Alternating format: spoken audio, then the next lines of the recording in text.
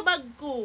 Ito yung itsura ng aking tripod. Sobrang ganda at ang compact lang talaga ng design niya. Sobrang cute nito mga bi. Tignan nyo naman, mas malaki pa yung palad ko dito sa tripod na to. Kaya pwede mo siyang madala kahit saan. Or kung gusto mo mang mag-vlog kahit saan, pwede na to.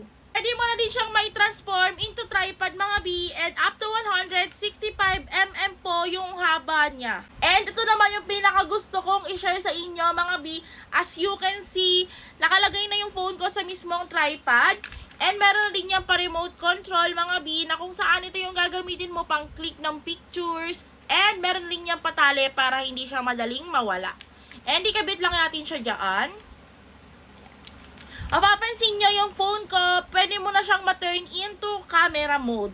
Sis, igaganyan mo lang yan picture-picture lang yan sis, pero tingnan mo naman, nagkiklik na siya na para ka ng professional camera artist. Rotate na din pala to, up to 360 mga B, kaya B, pwede kang mag-picture or mag-video ng landscape or portrait. And meron na din siyang stand mga B, kaya pwede mo na siyang ilagay kahit saan. And ayan B, pupush mo lang yan and i-open mo na, makikita mo na yung matitibay niyang stand sis. Kung bet mo nito, ilalagay ko na lang sa basket yung link. Yun lang. Bye!